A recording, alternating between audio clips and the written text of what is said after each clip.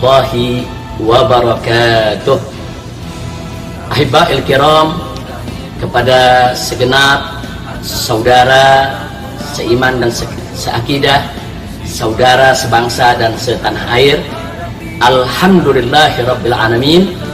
Pada saat ini saya bersama istri saya tercinta, begitu juga putri-putri saya tersayang, alhamdulillah kami dalam keadaan sehat walafiat.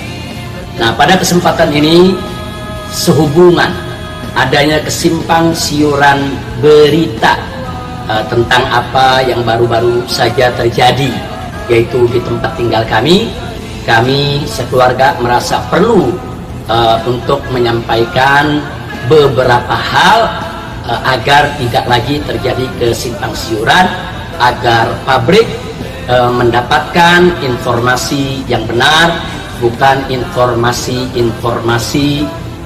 dusta, palsu, yang penuh fitnah.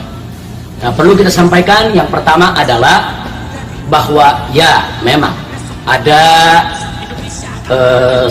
satu pihak, entah seseorang atau mungkin lebih dari satu orang, telah menempelkan dengan double stip, yaitu suatu poster yang terbuat dari plastik di dinding rumah saya atau tempat tinggal saya, tempat tinggal kami semua, bagian sebelah luar. Nah, itu di wilayah belakang rumah.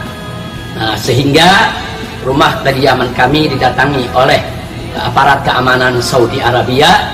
Mereka datang dengan santun, dengan sopan, kemudian meminta saya selaku penghuni rumah untuk menemui mereka di lapangan parkir di belakang rumah saya.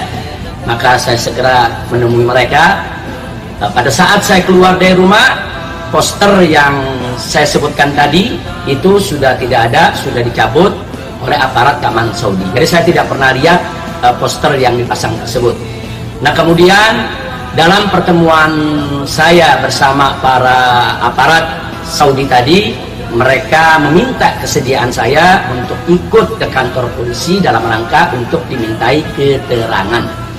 Nah, karena itu saya tidak ingin menjadi perhatian tetangga atau perhatian orang adanya aparat keamanan yang datang. Saya setuju dan saya berangkat, yaitu bersama mereka. Jadi tidak betul kalau ada berita saya ditangkap, saya ditahan, rumah saya disergap, kemudian digeledah. Itu semua bohong. Jadi tidak ada penggeledahan, tidak ada penyergapan. Yang ada, mereka datang, mereka turunkan poster, mereka minta saya menemui mereka, dan mereka minta kesediaan saya untuk memberi keterangan di kantor kepolisian. Nah, pada saat dimintai keterangan di kantor kepolisian, ada 3 pertanyaan utama yang diberikan kepada saya. Pertama, apakah saya yang menempelkan poster tersebut? Maka dengan tegas dan singkat saya katakan bukan. Kemudian yang kedua pertanyaannya, apakah saya tahu siapa orang atau pihak yang menempelkan poster tersebut? Maka saya jawab juga dengan singkat dan tegas, saya tidak tahu. Nah, kemudian pertanyaan yang ketiga, pertanyaannya adalah apakah saya ada menduga atau mencurigai ada pihak-pihak tertentu yang ingin mencelakai saya, sehingga menempatkan poster tersebut agar saya bermasalah dengan pihak keamanan di Saudi. Nah, di bagian ketiga ini saya bercerita cukup panjang. Saya ceritakan tentang posisi saya, tentang apa yang saya hadapi selama ini, tentang adanya berbagai macam upaya-upaya jahat yang dilakukan oleh sementara pihak untuk mencelakakan kami sekeluarga.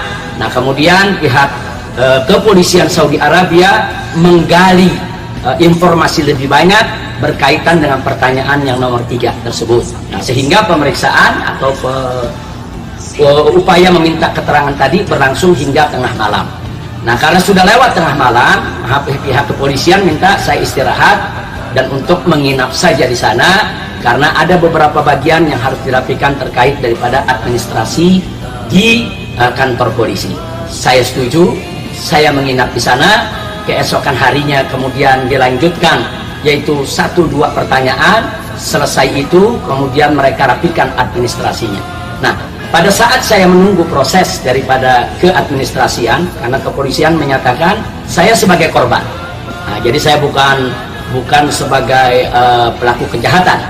Nah, saya sebagai korban. Bahkan polisi memahami betul ada pihak-pihak yang sampai saat ini masih dicari, ingin memfitnah saya terkait dengan organisasi ISIS, terkait dengan tindak terorisme dan lain sebagainya, untuk membuat saya menjadi bermasalah di Saudi Arabia. Tapi alhamdulillah pihak keamanan Saudi Arabia ini mereka cukup cermat, cukup teliti, cukup cerdas, cukup santun dan kooperatif, dan mereka cukup jeli di dalam menggali daripada keterangan-keterangan tersebut, sehingga mereka memutuskan saya ini sebagai korban dan saya dipersilahkan untuk kembali. Nah, pada saat saya ingin kembali, tentu harus ada administrasi yang diselesaikan dulu, tanda tangan, kemudian cap jempol, identitas dan lain sebagainya.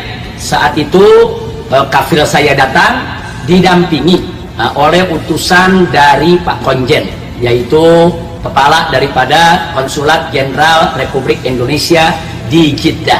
Jadi ada seorang utusan yang diutus oleh Pak Konjen datang untuk pendampingan ke konsuleran. Nah, tapi memang saat itu masalah sudah selesai, saya hanya tinggal pulang.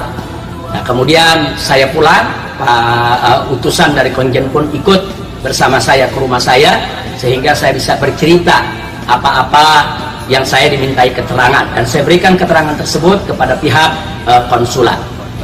Singkat cerita, besoknya saya kembali dipanggil oleh pihak kepolisian. Semula saya berpikir panggilan ini mungkin ada pertanyaan-pertanyaan tambahan, ada pemeriksaan lanjutan. Saya kembali, yaitu besok siangnya, ke kantor kepolisian dan didampingi oleh utusan dari KJRI, dari Konsulat Jenderal Republik Indonesia. Jadi ada pendampingan ke konsuleran. Nah, begitu sampai di sana ternyata saya tidak ada pemeriksaan lanjutan, kasus saya sudah selesai karena saya hanya sebagai korban. Tapi pihak kepolisian Saudi meminta kepada kesediaan saya untuk melaporkan kejadian. Nah, karena ada hal yang membuat mereka tersinggung, di mana ada seseorang yang meletakkan poster di tembok rumah saya, kemudian memfotonya, kemudian setelah itu mereka diduga bersembunyi di salah satu gedung di sekitar gedung-gedung yang ada di sekitar tempat tinggal kami. Kemudian pada saat saya ini berdialog dengan pihak kepolisian, mereka mengambil gambar dengan kamera jarak jauh dan sangat fokus sekali. Kemudian foto tersebut disebarkan di Indonesia, disiarkan di berbagai televisi. Ini membuat kepolisian Saudi Arabia sangat marah, mereka tersinggung dan mereka kecewa. Karena sebetulnya menurut mereka apa yang mereka lakukan terhadap saya hanya rutinitas biasa. Ada poster dipasang di sebuah rumah, kemudian dia panggil penghuni rumah, ditanya, itu merupakan rutinitas standar yang biasa dilakukan oleh kepolisian Saudi Arabia. Karena poster apapun, saya berikan catatan sini, poster apapun tidak boleh dipasang di rumah-rumah tinggal di Saudi Arabia. Itu peraturan negara. Bukan hanya itu, andai kata saya cinta bendera merah putih, kemudian bendera merah putih saya tempel di dinding tembok rumah saya, rumah pribadi, itu tidak boleh. Bendera merah putih itu hanya boleh dikibarkan di KBRI, di KJRI, atau di kantor-kantor khusus memang milik pemerintah Indonesia. Kalau di rumah-rumah tinggal, di perkampungan, itu tidak boleh. Nah, jadi itu memang peraturan. Jadi pemeriksaan saya dimintai keterangan itu rutinitas biasa. Nah, yang membuat pemerintah Saudi atau kepolisian, aparat keamanan Saudi Arabia ini marah, kecewa, karena ada penyebar luasan foto secara masif di negara kita Indonesia, yaitu di mana ada seorang perwira dari kepolisian sedang menanyai saya di tengah jalan, dan itu menjadi viral. Saya setuju, saya sepakat, saya buat laporan, dan mereka senang, kita bekerja sama dengan baik. Kemudian dari laporan yang kita buat, maka pihak aparat keamanan Saudi akan mengejar mereka, yaitu mereka melakukan perbuatan tidak menyenangkan terhadap penghuni rumah, tanpa izin penghuni rumah membuat poster, membuat masalah.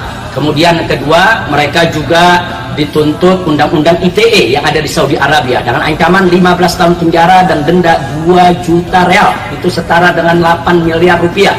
Nah, tidak sampai di situ, bahkan ini bisa dikenakan dengan undang-undang spionase, karena kalau terbukti mereka nanti tertangkap melakukan gerakan intelijen asing di dalam wilayah hukum negara Saudi Arabia, mereka bisa dikenakan hukuman pancung. Jadi ini tidak main-main. Nah, karena itu saya sepakat, saya setuju, kita bekerja sama, kita kejar mereka. Nah, jadi laporan sudah dibuat dan pihak kepolisian Saudi juga sudah olah TKP untuk menentukan sudut dari gedung mana mereka akan melakukan penggeledahan, akan melakukan pencarian. Kita doakan saja semoga pelakunya akan tertangkap. Nah, karena itu kepada semua pihak saya ingatkan, jangan bermain-main untuk melakukan suatu gerakan intelijen di negara lain, karena itu satu pelanggaran yang sangat serius dan hukumannya juga sangat-sangat serius. Nah, sementara itu saya juga diminta untuk membuat daftar orang-orang yang saya kenal, yang saya tahu, yang saya curigai melakukan gerakan memata-matai segala kegiatan saya selama di Saudi Arabia ini. Saya sedang membuat yaitu daftar tersebut, dan saya tahu betul siapa-siapa yang bermain, baik yang datang dari Indonesia ataupun warga negara Indonesia yang mukim yaitu di negara Arab Saudi ini, yang direkrut oleh pihak tertentu untuk melakukan gerakan memata-matai. Nah, jadi daftar ini sedang kita buat dan sedang kita pertimbangkan sedang kita pertimbangkan mana nama yang akan kita serahkan, mana nama yang sementara untuk tidak kita serahkan dulu. Tapi saya ingatkan kepada semua pihak, jangan coba-coba Anda bermain api, maka Anda akan terbakar sendiri. Nah, selain itu, tentunya dalam kesempatan ini saya atas nama pribadi maupun atas nama keluarga semua mengucapkan terima kasih kepada Konsulat Jenderal Republik Indonesia, dalam hal ini Bapak Konjen, yang telah mengutus secara resmi seorang utusannya untuk melakukan pendampingan kekonsuleran. Nah, sementara saya juga ingin mengingatkan KBRI yang ada di Riyadh, supaya tidak membuat kronologis atau pernyataan-pernyataan yang terlalu didramatisir.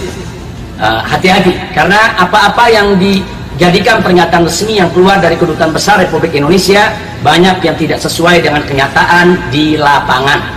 Jadi sekali lagi, saya dilepas oleh kepolisian Saudi karena memang saya sebagai korban. Jadi saya dilepas tanpa jaminan apapun. Sekali lagi, tanpa jaminan apapun. Jadi kalau ada mengatakan dengan jaminan ini, jaminan itu semua bohong, dan itu semua adalah berita palsu.